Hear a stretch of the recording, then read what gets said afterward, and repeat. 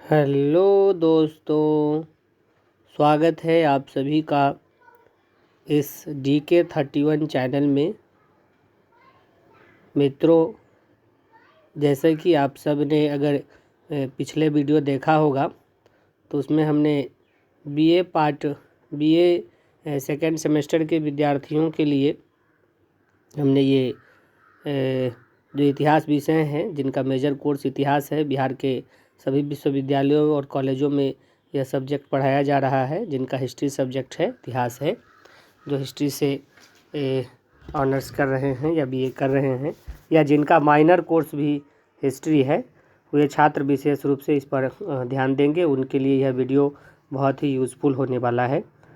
तो चलिए, हम लोग जैसा कि आपको बताए थे कि यह जो है सो वो अपने लोगों को जो आप लोगों को पढ़ना था कि सेकेंड सेमेस्टर में हिस्ट्री का पेपर है कि विश्व सभ्यता का इतिहास, जिसके हम लोग आज इकाई 1 के कुछ मुख्य बिंदु को कवर करेंगे। आप लोग ध्यान देंगे इसमें। तो इकाई 1 का जो चैप्टर का नाम था वो था प्रारंभिक विश्व सभ्यता, और प्रारंभिक विश्व सभ्यता में हम लोग खास करके स्रोतों का सर्वेक्षण प्रारंभिक और मध्यकालीन विश्व सभ्यता के बारे में करेंगे, जिसमें खास करके आज हम लोग ना प्रारंभिक और मध्यकालीन विश्व सभ्यता के स्रोतों का सर्वेक्षण करेंगे, बल्कि वो नहीं करके हम लोग ये सिर्फ आज देखेंगे कि जो स्रोत हैं वो स्रोतों के से क्या होते हैं, इतिहास के जो स्रोत हैं वो क्या होते हैं। जो विश्व सभ्यता के जो स्रोत हैं वो स्रोत के बारे में हम लोग थोड़ा सा परिचय प्राप्त करेंगे, तो जानेंगे हम लोग। चलते हैं इंट्रोडक्शन के अंतर्गत ऐतिहासिक स्रोत को जानते हैं। ऐतिहासिक स्रोत यानी हिस्टोरिकल सोर्सेज। हिस्टोरिकल सोर्सेज होते क्या हैं?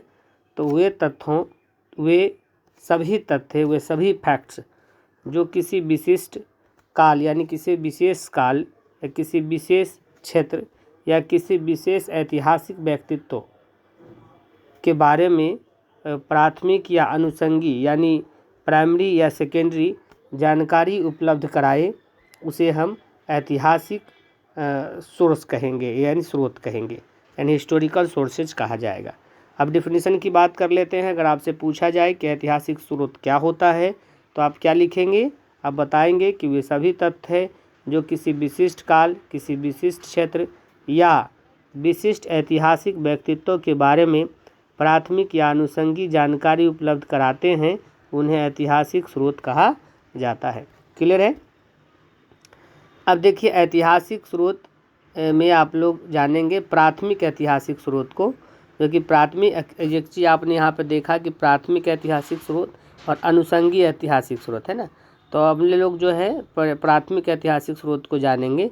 तो प्राथमिक जो ऐतिहासिक स्रोत होते हैं वो प्रागैतिहासिक काल की जो गुफा है, चित्र हैं, मृदभांड हैं, और उत्खनन से प्राप्त नगर, भवन, मुद्राएं, मूर्तियां, ये सब प्राथमिक ऐतिहासिक स्रोत के अंतर्गत आते हैं।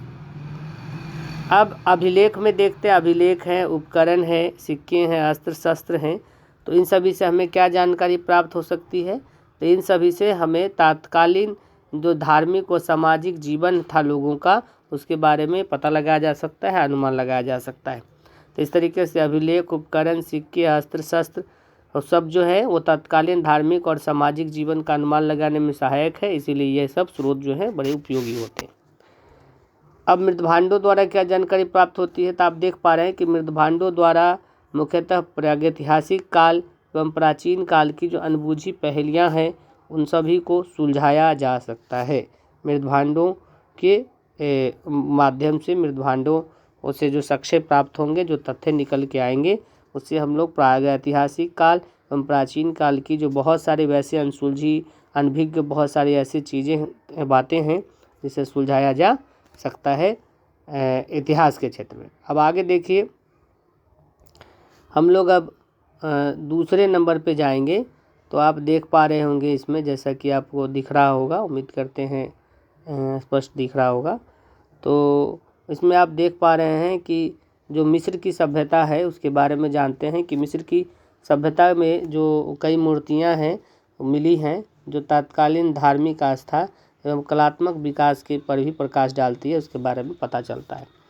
और किसी भी सभ्यता से जो प्राप्त साक्ष्य होते हैं या समाधि होते हैं, उस सभ्यता की तात्कालिक धर्म, संस्कृति या आचार विचार के विषय में भी जानकारी तो देती ही हैं, साथ ही साथ व्यापार, सामाजिक संगठन, अर्थव्यवस्था, सांस्कृतिक गतिविधि, सैनिक उपलब्धि, तकनीकी प्रगति इत्यादि के विषय में भी प्रामाणिक जानकारी यानी जो ऑथेंटिक नॉलेज है उससे प्राप्त की जा सकती है।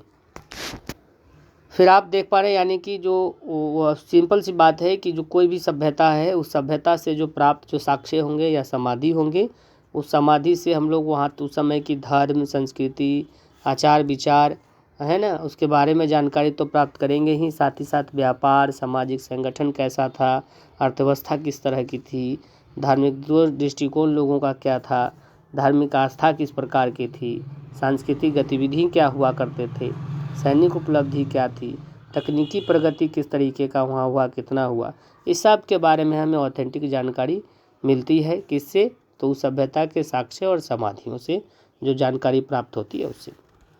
अब आप देख रहे हैं कि जिन प्राचीन लिपियों को पढ़ा जा चुका है, जैसे बहुत सारी लिपि है जो पढ़ी नहीं जा सकी है, लेकिन जिन्हें पढ़ा जा सका है, जैसे आपने जाना था कि मौर्य काल का जो समय था, उस समय का जो लिपि थी, बहुत सारे जो अभिलेख थे, वो सब वो जब तक पढ़े नहीं गए तब तक उससे कोई जानकारी उपलब्ध नहीं हो पा रही थी। लेकिन जब जेम्स प्रिंसेप के द्वारा जब उसे पढ़ा गया तो आप देख रहे हैं कि उस समय की जो रहस्य थे या उस समय का जो इतिहास था, वो सभी को जानने में आज सफलता मिली है। तो उसी तरीके से जिन प्राचीन लिपियों को पढ़ा जा चुका है, उस इतिहास के रहस्यों को उद्घाटित करने में सफलता प्राप्त होती है, सफलता मिलती है। तो हम लोगों ने ये थोड़ा सा इंट्रोडक्शन का एक पार्ट जाना। अब हालांकि छोटा वीडियो है, इसीलिए कि चूँकि तब तक आप लोग इसको देखेंगे, 7-8 मिनट का हो चुका है, और खैर कोई बात नहीं है, मैं इसी तरीके से आपके लिए थोड़ा थोड़ा करके ही लाऊंगा। और हम लोग जो है नेक्स्ट वीडियो में जानेंगे जो सभ्यता जो के स्रोत जो है, उसके अंतर्गत मिस्र के सभ्यता के स्रोत को जानेंगे। तो अभी फ़िलहाल आज के लिए इतना ही, फिर मिलते हैं हम लोग अगले वीडियो में। तब तक के लिए आपका बहुत बहुत धन्यवाद। Thank you.